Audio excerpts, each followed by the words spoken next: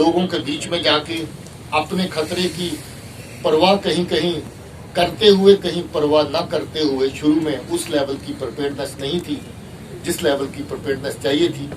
काम ऐसा है आपका कि आप लक्ष्य जतन करें तो भी अपना एक्सपोजर अवॉइड नहीं कर सकते थे। बहुत सारी जगहों पे पुलिस ने मिशनरीज की तरह काम किया, लोगों को दवाइयां पहुंचाना, लोगों को राशन पहुंचाना, जरूरतमंदों को घर से उठा के हॉस्पिटल तक ले जाना, उनकी जरूरतों में काम आना, एनजीओज को बीच में शामिल करना, नौजवान बच्चों को, लड़कों को बीच में साथ लेकर के चलना, ये बहुत बड़ी कामयाबी की बात थी। मैं यूं कहूं कि कोविड की अगर एक पॉजिटिव साइड रही, पुलिस और आवाम का रिश्ता और ज्यादा मजबूत हुआ, लोग एक दूसरे के और ज्यादा करीब गए।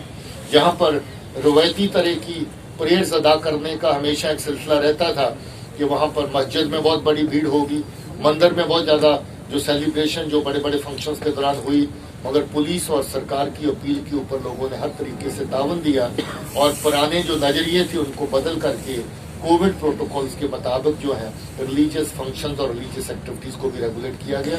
पुलिस के लिए बहुत बड़ी बात है। कहीं कहीं सख्ती भी करनी पड़ी, मगर वो सख्ती अगर आवाम के इंटरेस्ट में हो तो मैं समझता हूँ कि वो जायज है। मगर बहुत अच्छे से इस अमल को अभी तक निभाया है और मुझे उम्मीद है कि ये सिलसिला अभी खत्म नहीं हुआ है, आइंदा भी लोगों का ताउन इसी तरीके से मिलता रहेगा। पुलिस ने एक और बहुत बड़ा काम इसमें किया कि हम लोग रिसर्च एंड डेवलपमेंट में बहुत ज्यादा खुद ही चले गए। हमारे अलग अलग यूनिट्स ने अपने कोविड सेंटर जगह जगह पे सेटअप किए। मुझे जो सैनिटाइजिंग टनल्स बनाई, अपनी ही मशीनें तैयार करी जो आपके हैंड सैनिटाइजर को होल्ड कर सकें और वो काम कर सकें अपनी ही, और इस तरह के इंतजाम अपनी वर्कशॉप्स के अंदर पुलिस ने किए, जो मुझे लगता है कि उस वक्त बाजार से लेना शायद मुमकिन नहीं था, मगर शुरू में सब जरूरतें हम अपने लेवल पे पूरी कर सके। मुझे ये कहते हुए तकलीफ हो रही है कि इस कोविड का सामना करते हुए, अपनी ड्यूटी को अंजाम देते हुए भी हमने अपने 15 साथियों को खोया है। जम्मू कश्मीर के 15 लोग कोविड शहीद के खाते में शामिल हुए क्योंकि उन्होंने अपनी ड्यूटीज अंजाम देते हुए कहीं ना कहीं किसी न किस तरह का एक्सपोजर उनको कोविड का हुआ, जिसके चलते 15 लोगों की जाने गई। लगभग 3,500 लोग ऐसे हैं जो कोविड पॉजिटिव पाए गए और उनका ट्रीटमेंट हुआ, और मुझे खुशी है कि उसमें मेजॉरिटी लोग रिकवर कर चुके हैं। अभी दोनों एरियाज की तादाद अगर लेके चलें तो मुश्किल से 50-60 लोग हमारे ऐसे हैं जो अभी कोविड पॉजिटिव होंगे, बाकी सब ठीक हो चुके हैं। प्लाज्मा डोनेशन की बात आई तो पुलिस सबसे आगे बढ़ करके निकली, काफी हमारे जवानों ने प्लाज्मा डोनेट किया ताकि बाकी लोग जो इस बीमारी में उस वक्त इससे अफेक्टेड थे उनके इलाज के लिए उसको इस्तेमाल किया जा सके। ड्रग्स की एक और बड़ी चुनौती दहशतगर्दी के साथ साथ पैदा हुई। जैसा मैंने कहा कि ड्रग्स का जो सिलसिला है, पाकिस्तान मिलिटेंसी को फंड करने के लिए, मिलिटेंसी को चलाने के लिए इस्तेमाल करता रहा। ड्रग्स का सिलसिला उन आकाओं के लिए जो मिलिटेंसी की सरपरस्ती करते हैं उनको पैसा पहुंचाने के लिए किया गया। नार्को टेररिज्म के केसेस बहुत सारे हमारे सामने आए, आधा दर्जन के करीब बहुत बड़े केसेस जहां पर नार्को टेररिज्म के पकड़े गए। इसमें सबसे बड़ी कैच अर्निया के सेक्टर में 62 किलो के करीब हीरोइन की थी। कश्मीर में 12 किलो के करीब एक ही जगह ये जो हीरोइन पकड़ी गई हंदवाड़ा में, उसके बाद बडगाम में रिकवरी हुई, कुपवाड़ा में रिकवरी हुई, जम्मू में अलग अलग जगहों पर रिकवरी हुई, पुंछ में रिकवरी हुई। इस तरह की जो इसकी ड्राइव हमारी रही, जो नारकोटिक्स ट्रेड जो पाकिस्तान की तरफ से चल रहा है, उसमें बहुत बड़ी कामयाबी पुलिस को मिली है। 1132 केसेस हमने नारकोटिक्स के रजिस्टर किए और 1672 इसमें गिरफ्तारियां करी। 35 PSA भी इस खाते में जो है वो लगाए गए। और जो रिकवरीज की अगर बात करें तो 152 क्विंटल हीरोइन इस साल के दौरान जो है वो पकड़ी गई। 222 क्विंटल जो है ओपीएम, पॉपी डेरिवेटिव्स जो है इस साल पकड़े गए। 563 क्विंटल चरस और गांजा जो इस साल पकड़ा गया। 3 लाख से ज्यादा कैप्सूल नशे वाले पकड़े गए। 57,000 इंटॉक्सिकेटिंग बोतल पकड़ी गई। और इसके अलावा जो इंटॉक्सिकेटिंग इंजेक्शंस और बाकी चीजें जो इस्तेमाल होती हैं उसकी तादाद भी काफी बड़ी है। मुझे इस बात की खुशी है कि जम्मू कश्मीर पुलिस ने बढ़ चढ़ के इसमें हिस्सा लिया और जितने भी नार्को ट्रेड के, नार्को टेररिज्म के केसेस थे, बहुत सारे केसेस वर्कआउट किए, बहुत सारे केसेस चलान भी किए गए और बहुत सारे केसेस में जम्मू कश्मीर से बाहर जाकर के भी गिरफ्तारियां अमल में लाई गई ताकि पूरी चेन, सप्लाई चेन इनकी जो है उसको क्रश किया जा सके। ओवरऑल अगर बात करें क्राइम की तो 26,879 केसेस जो हैं वो इस साल में रजिस्टर हुए। कोई 13,000 के करीब इधर और 13,000 के करीब ही कश्मीर में केसेस लगे। दोनों जगह 26,000 के करीब जो केसेस हैं वो रजिस्टर हुए। इनमें पुलिस ने बहुत अच्छा काम किया। बहुत सारे केसेस इन्वेस्टिगेट करके चलान कर दिए गए हैं। बहुत सारे केसेस एडवांस स्टेजेस के ऊपर हैं। इसके साथ साथ जो महिलाओं के खिलाफ क्राइम और बच्चों के खिलाफ जो क्राइम है उसके ऊपर खास हम लोगों ने कोशिश की कि उनको ज्यादा प्रायोरिटी पे अटेंड किया जाए। महिलाओं के लिए स्पेशल जो सेंटर्स खोलने की प्रक्रिया है उसको अमल में लाया गया। इस बार 8 थाने हमने सिर्फ वुमेन पुलिस स्टेशन जो है वो जम्मू कश्मीर के अंदर वो स्टार्ट किए हैं। इसके अलावा कुछ थाने अभी और शुरू करने वाले हैं। वन स्टॉप सेंटर की कार्रवाई भी इस वक्त अमल में लाने की कोशिश की जा रही है, जिसपे किसी भी तरह का अगर क्राइम महिला के खिलाफ होता है तो सेंटर के ऊपर उनको पुलिस की, हेल्थ की, सोशल वेलफेयर की हर तरह की सपोर्ट जो है वो एक पॉइंट पे मिलेगी। वो प्रक्रिया इस वक्त जारी है।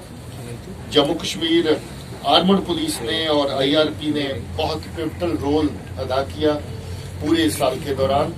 उन्होंने लॉ एंड ऑर्डर में, सिक्योरिटी में, काउंटर टेररिस्ट ऑपरेशंस में, सब जगह में बढ़ चढ़ के हिस्सा लिया और मैं जम्मू कश्मीर आर्मड पुलिस के बहादुर जवानों को और अफसरों को शाबाशी कहना चाहता हूं। ट्रैफिक पुलिस ने बहुत बड़ा काम इस साल के अंदर किया। 3,72,000 चलान उन्होंने किए और 17 करोड़ से ज्यादा जो रेवेन्यू चलान से फाइन की फॉर्म में जो है उसको रियलाइज किया गया। उसके अलावा व्हीकल का सीजर्स की जो वायलेशन में शामिल होते हैं बहुत बड़ी तादाद है और अवेयरनेस प्रोग्राम्स भी जगह जगह उन्होंने चलाए। सीआईडी के विंग ने बहुत अच्छा काम किया।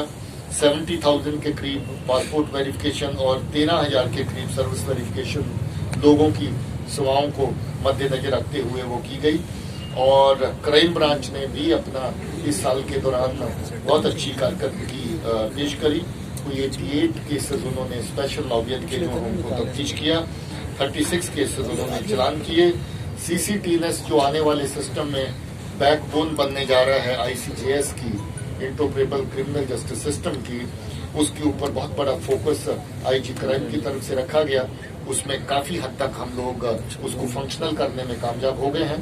थोड़ी सी चीजें और रही हैं। जो सिटीजन सेंट्रिक सर्विसेज हैं उसके लिए बहुत ज्यादा फोकस इस वक्त इस प्रोग्राम के तहत दिया जा रहा है और मुझे उम्मीद है कि आने वाले टाइम में इसके बचे हुए हिस्से भी हम लोग फंक्शनल बना सकेंगे ताकि अवाम की खिदमत और उनकी जो सर्विसेज हैं उनको और बेहतर किया जा सके। इसके साथ साथ साइबर फोरेंसिक्स के एरिया में क्राइम ब्रांच की तरफ से हम लोग साइबर एक्सीलेंस का सेंटर बनाने जा रहे हैं। इस वक्त उसके लिए कोई अच्छी जगह हमारे पास अवेलेबल नहीं थी, जिसके चलते हम लोगों ने पुलिस एकेडमी के अंदर अभी साइबर फोरेंसिक्स की लैब जो है सेटअप कर दी है। हमारे वहाँ पर जितने भी ट्रेनिंग्स ऑफिसर्स वहाँ पर ट्रेनिंग कर रहे हैं उनको ट्रेन किया जा रहा है साइबर फोरेंसिक्स के एरिया में। और एक बहुत बड़ी नई कामयाबी जो इस साल के दौरान रही, ANTF anti narcotics task force constitute करी क्राइम ब्रांच के अंदर, जो नारकोटिक्स के बड़े केसेस की तफ्तीश करने के लिए और नारकोटिक्स के ट्रेड के ऊपर नजर रखने के लिए काम करेगी। उन्होंने साल के दौरान काफी अच्छा काम किया। बाकी विंग्स जितने भी पुलिस के हैं उनकी भी बहुत सराहनीय कार्रवाई रही, अच्छा काम किया। मैं सबको अपनी तरफ से शाबाशी देता हूं और शुक्रिया कहना चाहता हूं। इसके साथ वेलफेयर की एक्टिविटीज अगर पुलिस की देखें तो इतना जो काम करते हुए सेंसिटिव नेचर का जो हमारे जवान ग्राउंड के ऊपर काम करते हैं, कंट्रीब्यूट करते हैं, उनकी वेलफेयर की जरूरतें, उनके करियर की जरूरतें जो है उनको देखना हमारा फर्ज बनता है। 7,000 के करीब प्रमोशन जो है इस साल के अंदर अलग अलग रैंक्स के अंदर करी गई। उसके अलावा कोई 4,500 के करीब इंस्टीट्यूट प्रमोशन जो है वो की गई। और एसआरओ केसेस में जहां हमारे साथी शहीद होते हैं उनके बच्चों को रोजगार देने का मसला आता है, 114 अपॉइंटमेंट्स एसआरओ के तहत करी गई। और 36 अपॉइंटमेंट्स ऑपरेशनल ग्राउंड्स के ऊपर जहां अच्छा काम करने के लिए किसी की सर्विस को सराहना करते हैं, उसमें एसपीओ या फॉलोअर को सिपाही बनाने की बात आती है। 36 इस तरह की अपॉइंटमेंट्स करी गई। हेल्थ के सेक्टर को जैसे मैंने पहले कहा, हमने और मजबूत करने की कोशिश की है। हमारा ट्रॉमा सेंटर बहुत बड़ी स्केल पे इस वक्त श्रीनगर के अंदर जेर तामीर है और मुझे उम्मीद है कि जल्द ही वो मुकम्मल हो जाएगा। इसके अलावा जो हमारे पुलिस हॉस्पिटल हैं, बेहतरीन काम रहा उनका जम्मू और श्रीनगर दोनों जगह पे। पुलिस और पुलिस पर्सनल और उनके परिवारों को अच्छी सेवाएं दी गई। कोविड-19 के दौरान बहुत सारे जो टेस्ट हैं वो किए गए। फैमिलीज को जो एडिशनल सुविधाएं देने का इंतजाम था वो भी पुलिस हॉस्पिटल्स के ऊपर किया गया। और हम लोगों ने, जैसे मैंने कहा, पुलिस हॉस्पिटल के साथ भी अपने कोविड आइसोलेशन सेंटर और बाकी चीजें पुलिस के लिए बनाई, जिसके चलते हम लोग अपनी जरूरतें जो उनको अच्छी तरीके से मीट कर पाए। हमारे सर्विंग पर्सनल है, उनके लोन्स की स्कीम, सर्विंग पर्सनल के ट्रीटमेंट की, मेडिकल ट्रीटमेंट का, जो रिटायर्ड हुए उनके रिटायरमेंट गिफ्ट, जो एसपीओ जख्मी हुए या एसपीओ शहीद हुए उनके लिए जो रिलीफ दिया गया, जो हमारे जवान शहीद हुए उनके परिवारों को जो रिलीफ दिया गया एक्सग्रेशिया की फॉर्म में, जो स्पेशल वेलफेयर रिलीफ में, वो शामिल है। और एसपीओ जो ज्यादातर इग्नोर हो जाता था, मुझे ये कहते हुए खुशी है कि 4.28 करोड़ 4.28 यानी 4.25 करोड़ अमाउंट इस वक्त एसपीओ के ऊपर खर्च किया गया उनकी अलग अलग तरह की वेलफेयर एक्टिविटीज के लिए। ये मुझे खुशी है आपको बताते हुए। और 1600 के करीब हमारे जो बच्चे हैं शहीदों के, सर्विंग पर्सनल के, जिनको अलग अलग तरह की स्कॉलरशिप और जो एजुकेशन में उनकी हम मदद करते हैं उसमें उन केसेस को कवर किया गया। तो ये नहायत ही खुशी की बात है कि इतना काम करते हुए हम अपने जो बहादुर जवान हैं उनके परिवारों का और उनका जो अच्छे से ख्याल रख पाए। जम्मू कश्मीर पुलिस के सराहनीय काम को पहचानते हुए, रिकॉग्नाइज करते हुए, इतनी ज्यादा रिकॉग्निशंस जम्मू कश्मीर पुलिस को मेडल्स की फॉर्म में मिली पिछले 2 साल के अंदर, मुझे लगता है कि ये तमाम तर पिछले अरसे का रिकॉर्ड है। 930 मेडल जम्मू कश्मीर पुलिस को अलग अलग कैटेगरीज में अवार्ड किए गए। और ये खुशी की बात है कि अभी कीर्ति चक्र और शौर्य चक्र जो पहले आर्मी को ही मिलते थे, अभी कीर्ति चक्र हमारे भी जो बहादुर जवान जो ऑफिसर अच्छा काम करते हैं उनको दिया जा रहा है। हमारे शहीद अब्दुल रशीद काला जो टंगदार के रहने वाले हैं उनको कीर्ति चक्र मिला इस साल के अंदर। शौर्य चक्र हमारे शहीद अमन ठाकुर जिनकी कुलगाम में शहादत हुई ऑपरेशन के दौरान, उनको शौर्य चक्र मिला। कमल किशोर हमारे जो श्रीनगर में शहीद हुए उधमपुर रियासी के रहने वाले हैं, उनको भी शौर्य चक्र मिला।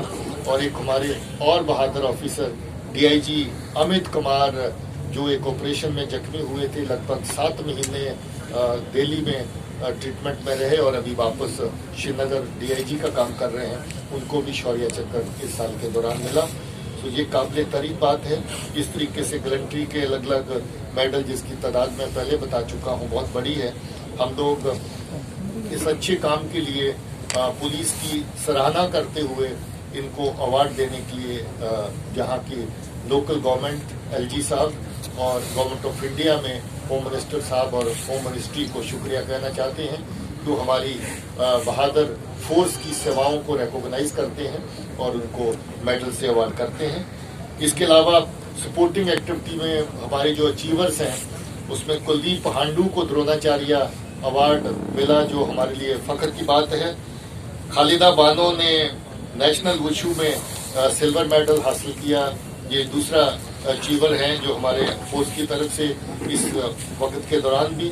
बाकी ऑफिसर्स हैं जिन्होंने अलग अलग फील्ड में हिस्सा लिया, किसी में सिल्वर, किसी में ब्रॉन्ज, किसी में गोल्ड मेडल हासिल किए। मैं उन सबको मुबारक देता हूं। ये बहुत अच्छी कारकर्दगी कोविड के बावजूद भी हमारी रही। और हमारा ब्रास बैंड जो बहुत मशहूर है ऑल इंडिया लेवल के ऊपर, जम्मू कश्मीर पुलिस का ब्रास बैंड बहुत डिमांड में रहता है। इसको हम लोग पिछली बार गुजरात भी भेजे थे प्ले करने के लिए, अभी इनको दिल्ली भेजे थे पीछे, और अलग अलग जगह पे ये परफॉर्म करते रहते हैं। इन्होंने इस बार ऑल इंडिया कंपटीशन में दूसरा स्थान प्राप्त किया। जम्मू कश्मीर का जो ब्रास बैंड है, मैं पुलिस के जो स्कूल हैं उनको भी कम्प्लीमेंट करना चाहता हूँ। बहुत अच्छी परफॉर्मेंस पुलिस के स्कूल्स की रही और उन स्कूलों ने शिक्षा के एरिया में, एजुकेशन के एरिया में एक्सेलेंस प्राप्त करते हुए जो बाकी नेशनल लेवल के कार्यक्रम रहे उन हर तरह के कार्यक्रम में हिस्सा लिया, प्रोग्राम्स में हिस्सा लिया। ये ओवरऑल ब्यौरा है जो मैंने आप लोगों के साथ हाईलाइट्स जो है जिनका शेयर किया साल 2020 का। अगर आपके कोई सवाल है तो यू आर वेलकम में, और उसके ऊपर कोशिश करेंगे। जवानों का जो रिस्क अलाउंस जिसको आपने 75 रुपए कहा है, उसके अलावा हमें एक हार्डशिप अलाउंस भी मिलता है जिसका आपने जिक्र नहीं किया है, वो उससे कहीं ज्यादा है। तो मैं समझता हूं कि जो हमें मिल रहा है वो काफी है, और जो हमारे ज्यादा हाई रिस्क ड्यूटीज के ऊपर लोग हैं, मेरी सिर्फ उनके लिए कोशिश है कि उनके लिए और कोई स्पेशल अलाउंस लाया जाए।